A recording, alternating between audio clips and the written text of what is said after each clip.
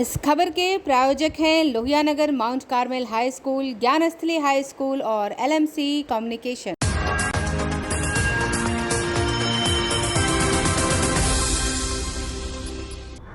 नमस्कार, मैं हूं प्रकाश चंद्र और आप देख रहे हैं इस वक्त आंखें न्यूज 24।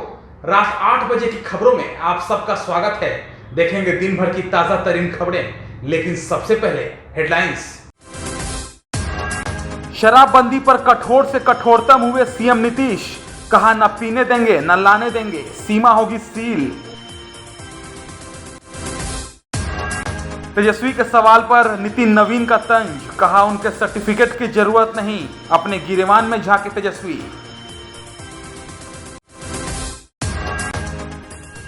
पटना में ट्रैफिक पुलिस पकड़े तो घबराने की जरूरत नहीं, ऑनलाइन जमा होगा ई चालान, लोगों को राहत। बालू खनन की बंदोबस्ती शुरू, आप भी ले सकते हैं टेंडर, 23 तारीख को निविदा। और मांगलिक कार्य जोड़ों पर शादियों का सीजन शुरू, दिसंबर में 12 दिन है लगन का डेट। अब खबरें विस्तार से। शराबबंदी को लेकर आखिरकार मुख्यमंत्री नीतीश कुमार ने बड़ी बैठक में बड़ा फैसला सुना ही दिया। उन्होंने साफ तौर पर कहा है कि जिस सीमाओं से शराब बिहार में घुसती हैं, उन तमाम सीमाओं को सील कर दिया जाए। न शराब पिएंगे न शराब पीने देंगे। उन्होंने कहा है कि अब जो भी शराब जिस इलाके में मिलेगी, उसके थानेदार पर कार्रवाई होगी।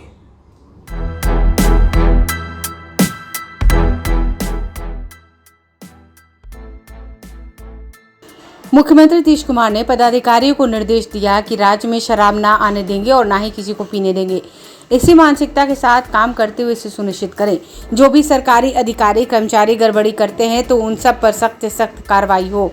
साथ ही शराब के धंधे और इसके सेवन में लिप्त व्यक्ति पर कठोरता से कार्रवाई करें। उन्होंने कहा कि विधि व्यवस्था एवं अपराध नियंत्रण के लिए हर हालत में काम करना है। साथ ही शराबबंदी के नियंत्रण के लिए भी उतनी ही मुस्तैदी से काम करना है। पटना राजधानी है, यहाँ विशेष सतर्कता बरतें। कॉल सेंटर में सूचना देने वालों की गोपनीयता बरकरार रखें और इसका बेहतर क्रियान्वयन करें। बॉर्डर एरिया में शराब सप्लाई के रूट्स की पहचान करें और लगातार छापेमारी करें। जिले के प्रभारी मंत्री और प्रभारी सचिव महीने में एक बार जिलों के विकास कार्यों की समीक्षा करने के साथ साथ शराबबंदी के क्रियान्वयन की भी समीक्षा करें। मद्य निषेध को लेकर गांधी जी के विचारों का व्यापक प्रचार प्रसार करें। शराब के सेवन से होने वाले नुकसान के बारे में लोगों को बताएं। मुख्यमंत्री ने यह भी कहा कि नीरा उपयोगी है, इसका न सिर्फ स्वाद अच्छा है बल्कि यह स्वास्थ्य के लिए भी फायदेमंद है। इससे लोगों की आमदनी भी बढ़ेगी और रोजगार भी मिलेगा। नीरा के उत्पादन को फिर से शुरू कराएं। सतत जीविकोपार्जन योजना के तहत लाभार्थियों की सही पहचान कर इसे लाभ दिलाएं। मुख्यमंत्री की समीक्षा बैठक में उप मुख्यमंत्री तारकिशोर प्रसाद, उप मुख्यमंत्री रेणु देवी, ऊर्जा मंत्री विजेंद्र यादव, शिक्षा मंत्री विजय कुमार चौधरी, मद्य निषेध उत्पाद एवं निबंधन मंत्री सुनील कुमार, उद्योग मंत्री शाहनवाज हुसैन, जल संसाधन मंत्री संजय झा, भवन निर्माण मंत्री अशोक कुमार चौधरी, ग्रामीण विकास मंत्री श्रवण कुमार, स्वास्थ्य मंत्री मंगल पांडे समेत तमाम मंत्रीगण और राज्य सरकार के आला अधिकारी उपस्थित थे। जिलों से डीएम, एसपी वीडियो कॉन्फ्रेंस से जुड़ रहे थे। मद्य निषेध नशा मुक्ति के संबंध में विशेष बैठक, जिसमें सभी मंत्रीगण, सभी वरीय पदाधिकारीगण, प्रभारी सचिवगण और जिलों के जिला पदाधिकारी, वरीय आरक्षी अधीक्षक, आईजीज, डीआईजीज, डिविजनल कमिश्नर्स। और यह मद्य निषेध के बिंदु में बहुत ही महत्वपूर्ण निर्देश दिए गए हैं माननीय मुख्यमंत्री द्वारा और बिल्कुल कड़ी कार्रवाई करने का निर्देश दिया गया है। 11 बजे से 6 बजे तक ये बैठक चली और उसमें कुछ महत्वपूर्ण निर्देश जो दिए गए, सर्वप्रथम तो जिस थानों में कोई कार्रवाई नहीं की गई है उसको आइडेंटिफाई करके और यह स्टडी करना कि जब पूरे राज्य में कार्रवाई हो रही है तो पिछले 3-4 साल में कोई कार्रवाई जिस थानों पर नहीं हुई है तो उसको आइडेंटिफाई किया जाए और कार्रवाई किया जाए। जो बॉर्डर एरिया से जिस रूट से स्मगलिंग होता है शराब का, उसको आइडेंटिफाई किया जाए, उसे प्लग किया जाए। इंटेलिजेंस गैदरिंग सबसे इम्पॉर्टेंट है और एक्शनेबल इंटेलिजेंस लेते हुए उनको देखा जाए कि कहीं अगर सरकारी कर्मी कोई अगर किसी की मिलीभगत है तो उस पर कड़ी कार्रवाई का निर्देश दिया गया है। और सरकारी कर्मी को बिल्कुल नहीं बख्शने का आदेश दिया गया है, किसी को माफ़ नहीं करना है। रिकवरी का शिफ्टिंग अगर बॉर्डर डिस्ट्रिक्ट से अंदर के डिस्ट्रिक्ट्स में हो रहा है तो यह समझना है कि बॉर्डर डिस्ट्रिक्ट में क्यों नहीं हो रहा है। अगर कोई केंद्रीय स्तर से टीम जाती है ज़िलों में और उसके द्वारा वहाँ रिकवरी किया जाता है तो स्थानीय स्तर के पदाधिकारियों पर भी कार्रवाई होनी है। कॉल सेंटर के एफिशिएंसी पर विशेष बल दिया गया है।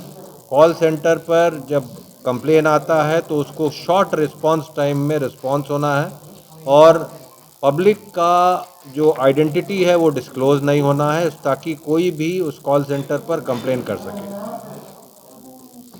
जो कमिटेड ऑफिसर्स हैं नशाबंदी की ओर, शराब मुक्ति की ओर, उन्हें महत्वपूर्ण जगह पर पोस्टिंग करना है। सारे प्रभारी मंत्रियों को निर्देश दिया गया है कि वो मैसेज स्प्रेड करें। सारे प्रभारी सचिवों को भी निर्देश दिया गया है कि कम से कम माह में एक बार अपने ज़िले में जाएंगे, अन्य विकास कार्यक्रमों के साथ वो शराबबंदी में क्या कार्रवाई हो रही है उसकी भी समीक्षा करेंगे। प्रचार प्रसार पर विशेष बल दिया गया है। झारखंड, उत्तर प्रदेश, पश्चिम बंगाल से जो शराब आ रहे हैं उनको कैसे रोका जाए। बिहार सरकार के पथ निर्माण मंत्री नितिन नवीन ने कहा है कि समीक्षा बैठक होने से कमियों को दूर करने का मौका मिलता है। साथ ही उन्होंने कहा कि शराबबंदी पर जिस प्रकार से विवेचना हुई है उस पर अमली जवाब पहनाया जाएगा।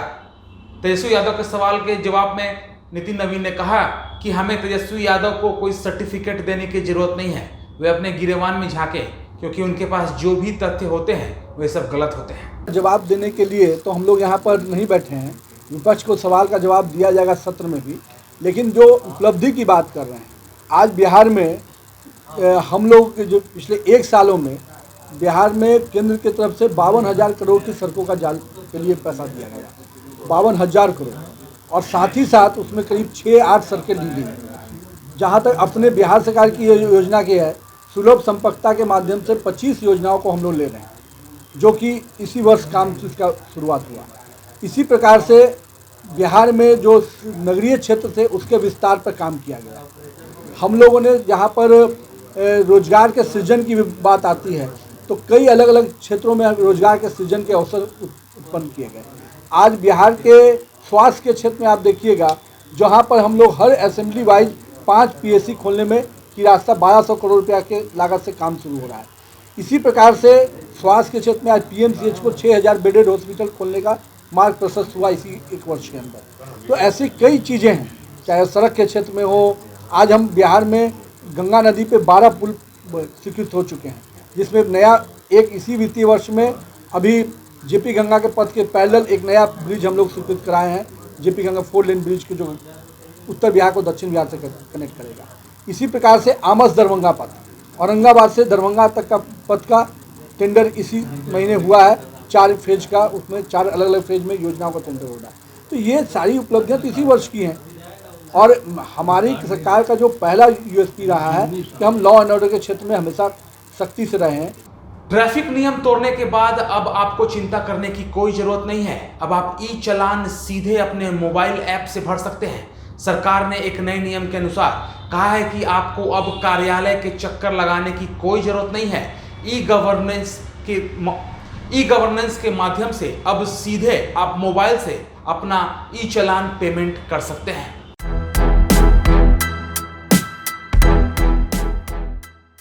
ट्रैफिक नियम तोड़ने पर गाड़ी का ई-चालान जमा करना अब आसान हो गया है। अब कहीं भी घर बैठे ऑनलाइन ई-चालान जमा हो सकेगा। परिवहन विभाग ने मंगलवार से यह सुविधा शुरू कर दी है। इस संबंध में विभाग के द्वारा सभी जिलों के संबंधित पदाधिकारियों को निर्देश भी जारी कर दिया गया है। अभी ई-चालान काटे जाने पर लोगों को तत्काल जुर्माना राशि देनी पड़ती थी। ऐसे ना करने पर संबंधित जिला परिवहन पदाधिकारी या ट्रैफिक SP के कार्यालय में जाकर जुर्माना जमा करना पड़ता था। अब कार्यालय का चक्कर लगाने से आज़ादी मिल जाएगी। राज्य के सभी जिलों में पहले से ही हैंड हेल्ड डिवाइस से ई-चालान काटा जा रहा था। अब इसे जमा करने की व्यवस्था भी ऑनलाइन कर दी गई। इसके लिए e-चालान.परिवहन.gov.in पर जाकर राशि का भुगतान करना होगा। दूसरे राज्यों के ट्रक ऑपरेटरों द्वारा लंबे समय से ई-चालान ऑनलाइन करने की मांग की जाती रही है। कई बार दूसरे राज्यों के ट्रक और अन्य वाहनों का चालानों का बिहार में ई-चालान काटा जाता है, जिसे वे तत्काल जमा नहीं कर पाते। ऐसी स्थिति में उन्हें दोबारा बिहार आकर राशि जमा करनी पड़ती थी। अब ऑनलाइन सुविधा होने से वे कहीं भी राशि का भुगतान कर सकते हैं। ब्यूरो रिपोर्ट आके news 24।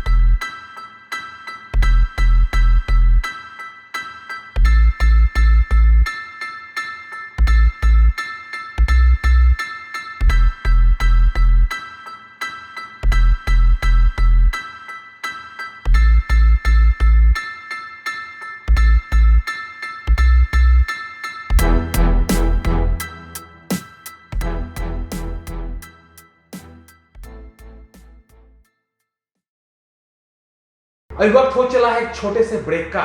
I am Shalini Singh, principal of Luvianagar Mount Carmel School. Here in our school, we give best education and good environment to our students, where they can learn well. We provide here well-equipped lab, well-equipped, well-stocked library. We have here well-trained teacher also. We have a sports playground for cricket, volleyball, football, and also provision for indoor activities. So we have here security system, information and communication technology. So we have all facilities here in our school where students feel comfortable and secure.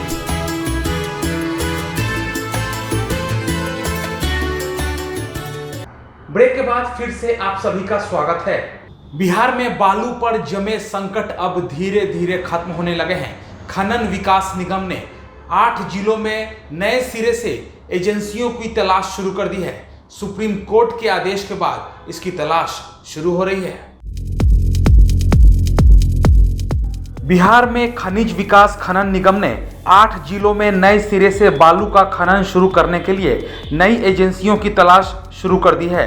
सर्वोच्च न्यायालय द्वारा बालू खनन पर लगी रोक हटाए जाने के बाद खान एवं भूतत्व विभाग ने खनिज निगम के माध्यम से नई एजेंसियों की तलाश शुरू कर दी है। कोर्ट का निर्देश था कि एजेंसी चयन का काम खनिज विकास निगम के माध्यम से होना चाहिए। उम्मीद है कि 4 दिसंबर तक एजेंसियों का चयन कर लिया जाएगा। पटना में बालू खनन के लिए 23 नवंबर तक निविदा का फैसला हो जाएगा। पटना, सारण, भोजपुर, गया, औरंगाबाद, रोहतास, जमुई और लखीसराय जिलों की नदियों से नए सिरे से बालू का खनन होना है। 1 अक्टूबर को ही राज्य मंत्रिमंडल ने इस प्रस्ताव को मंजूरी दे दी थी। हालांकि पर्यावरणीय स्वीकृति के पुराने प्रमाण पत्रों के आधार पर एजेंसी या ठेकेदार चयन के विरोध में राष्ट्रीय हरित प्राधिकरण में मामला दायर होने के बाद एजेंसी चयन की प्रक्रिया रोक दी गई थी। अभी हाल ही में सर्वोच्च न्यायालय ने खनन पर लगी रोक को निरस्त करते हुए एजेंसी चयन के आदेश दे दिए थे। कोर्ट के आदेश के बाद अब निगम की एजेंसी चयन का काम शुरू कर दिया है। कोर्ट के आदेश के बाद अब निगम ने एजेंसी चयन का काम शुरू कर दिया है। विभागीय सूत्रों ने बताया कि 4 दिसंबर तक एजेंसी चयन की प्रक्रिया पूरी कर ली जाएगी। पटना में खनन विभाग ने न्यूनतम 70 लाख से 3 करोड़ रुपए के अधिक की उच्चतम बोली लगाने का विकल्प दिया है। 16 नवंबर को निविदा पेपर डाउनलोड कर 23 नवंबर तक जमा करने का मौका दिया गया है। 23 नवंबर को ही निविदा खोली जाएगी और अधिकतम बोली लगाने वालों की सूची 25 नवंबर तक जारी कर दी जाएगी। मिली जानकारी के अनुसार पटना में 51 बालू घाट का निर्धारण बालू खनन नीति 2019 के तहत किया गया है। नई नीति के तहत अधिकतम लोगों को रोजगार से जोड़ने के उद्देश्य से एक व्यक्ति अथवा फर्म को अधिकतम 2 घाटों को बंदोबस्त किया जाएगा। सुप्रीम कोर्ट के आदेश पर पटना सहित 8 जिलों में बंदोबस्ती में पर्यावरण प्रदूषण के मानक को देखते हुए बालू घाटों की बंदोबस्ती खनन के लिए किया जाएगा।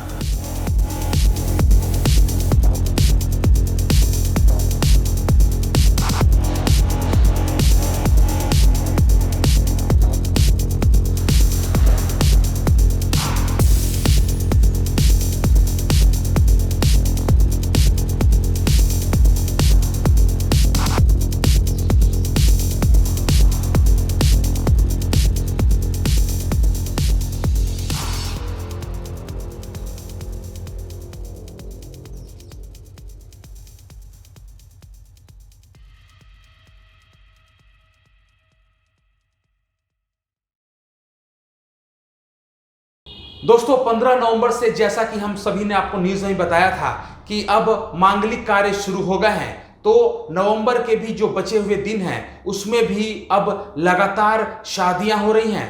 वहीं दिसंबर महीने में 12 दिन अब मांगलिक कार्य हो सकते हैं, यानी 14 दिसंबर के पहले 12 ऐसे तारीख निकले हैं जिसमें आप शादी या कोई भी मांगलिक कार्य आसानी से कर सकते हैं। ये तारीख कौन सी है, इसके लिए आपको हमारी ये न्यूज़ देखनी पड़ेगी। हिंदू परिवारों में देवोत्थान एकादशी 15 नवंबर के दिन से ही शादी ब्याह जैसे मांगलिक कार्य शुरू हो गए। पंचांगों के हवाले से बताया गया कि 13 दिसंबर से शादी के लिए कोई मुहूर्त नहीं है। ऐसे में अगले वर्ष तक शादी के इंतजार करना होगा। बनारसी पंचांग के अनुसार नवंबर में 19, 20, 21, 26, 28, 29 और दिसंबर माह में 1, 2, 5, 7, 12, 13 दिसंबर तक शादी के मुहूर्त है। मिथिला पंचांग के मुताबिक नवंबर माह में 21, 22, 29 नवंबर एवं दिसंबर माह में 1, 2, 5, 6, 8, 9, 13 दिसंबर के बाद अगले वर्ष शादी के लिए मुहूर्त है। शादी के लिए शुभ दिन, शुभ मुहूर्त दिन और रात दोनों में है। विवाह के लिए शुभ मुहूर्त 19 नवंबर दोपहर 1:20 के बाद पूरे दिन, 20 नवंबर सुबह से शाम 6:30 बजे तक, 21 नवंबर दिन रात, 22 नवंबर सुबह 9:27 के बाद, 26 नवंबर शाम 5:06 से बाद, 28 नवंबर शाम 6:08 के बाद, 29 को पूरा दिन रात। विवाह मुहूर्त का विचार करते समय त्रिबल ग्रहों को भी देखना जरूरी होता है। त्रिबल ग्रहों में सूर्य, चंद्रमा और गुरु शामिल होता है। विवाह मुहूर्त में इनका मजबूत होना जरूरी होता है। वर के लिए सूर्य बलि तो कन्या के लिए गुरु का मजबूत होना जरूरी है। गुरु को संपूर्ण वैवाहिक जीवन, पति पत्नी का आरोग्य, भाग एवं संतान का कारक माना जाता है। चंद्रमा धन एवं मानसिक सामंजस्य को दर्शाता है। वहीं सूर्य गृहस्थ जीवन में उल्लास, हर्ष और विश्वास को दर्शाता है। विवाह के समय तीनों ग्रह अनुकूल हो तो वर वधू का जीवन शांति और सुखमय तरीके से व्यतीत होता है।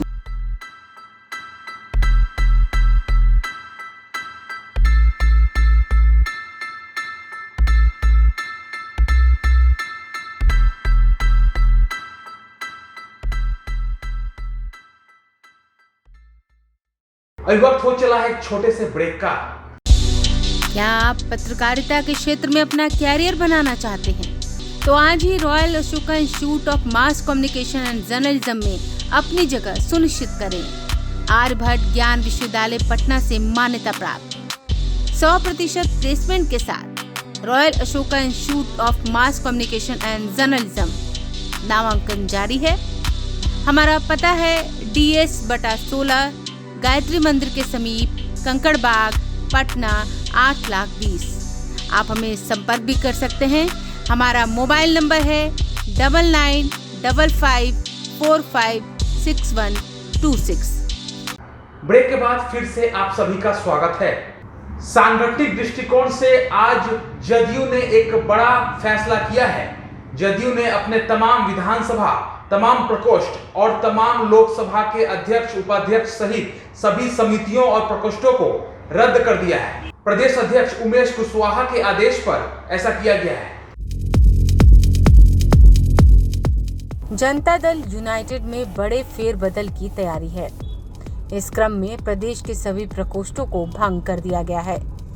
विधानसभा और लोकसभा प्रभारियों को भी हटा दिया गया है। जदयू प्रदेश अध्यक्ष उमेश सिंह कुशवाहा के आदेश पर यह कार्रवाई की गई है।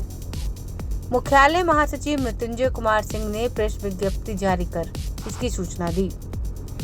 जारी पत्र में कहा गया है कि जदयू के प्रदेश अध्यक्ष उमेश सिंह कुशवाहा ने पूर्व में गठित पार्टी के लोकसभा और विधानसभा प्रभारियों समेत सभी प्रकोष्ठ एवं इसकी इकाइयों को तत्काल प्रभाव से निरस्त कर दिया है। बता दें कि ललन सिंह के राष्ट्रीय अध्यक्ष बनने के बाद पार्टी में कुछ बदलाव हुए थे, लेकिन इसे बड़ा बदलाव माना जा रहा है। हालांकि बदलाव के आसार पहले से ही लगाए जा रहे हैं। बताया जाता है कि राष्ट्रीय अध्यक्ष बनने के बाद ललन सिंह ने सभी प्रकोष्ठ और प्रदेश इकाइयों की समीक्षा की थी। इस दौरान कई गड़बड़ी पकड़ी गई थी। तभी से यह माना जा रहा है कि पुरानी इकाइयों को भंग कर दिया जाएगा। ऐसा ही हुआ भी है। जदयू के प्रदेश अध्यक्ष ने कहा है कि पार्टी में सभी लोगों को भागीदारी मिले, इसके लिए यह कवायद की गई है। जल्द ही नई टीम का गठन किया जाएगा। मालूम हो कि बिहार उपचुनाव में 2 सीटों पर मिली जीत के बाद जदयू की नजर अब यूपी और मणिपुर पर है। इसको देखते हुए यूपी की जिम्मेदारी केंद्रीय इस्पात मंत्री RCP सिंह को दी गई है। वहीं मणिपुर के लिए जदयू के राष्ट्रीय अध्यक्ष को जिम्मा सौंपा गया है। यूपी में भाजपा के साथ सीट बंटवारे को लेकर आरसीपी सिंह की शीर्ष नेतृत्व से बात चल रही है।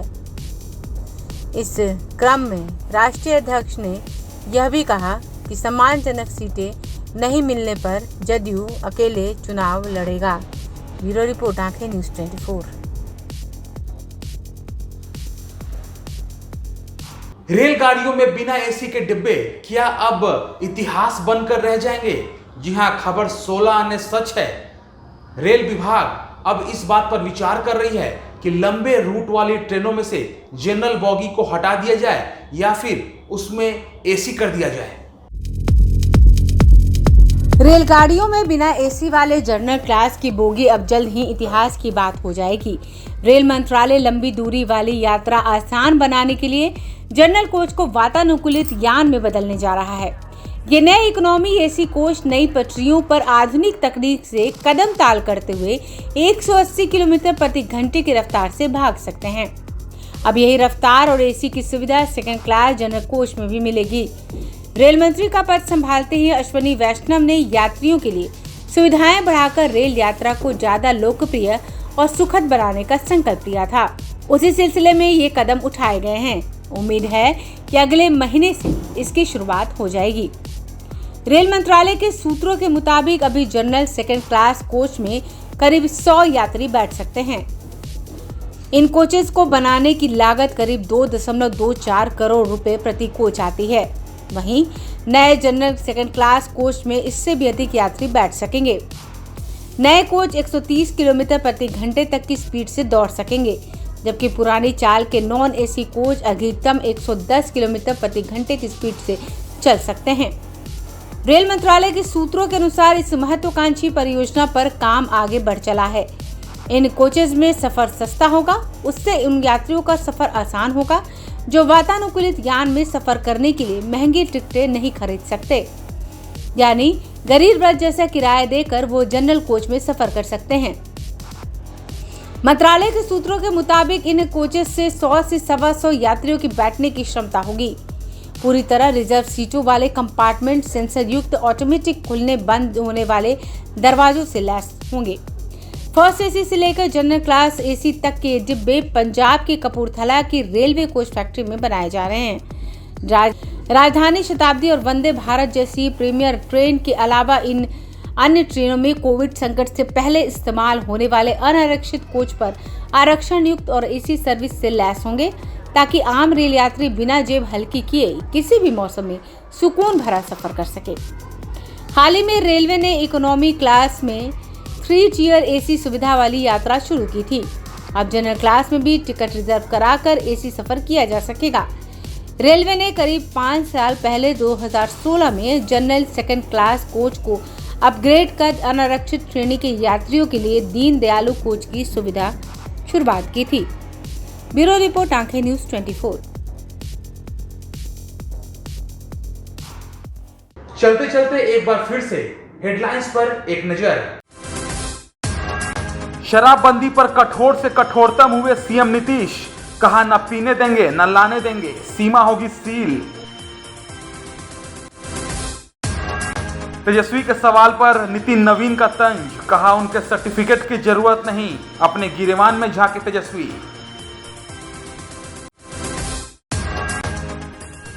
पटना में ट्रैफिक पुलिस पकड़े तो घबराने की जरूरत नहीं, ऑनलाइन जमा होगा ई चालान, लोगों को राहत।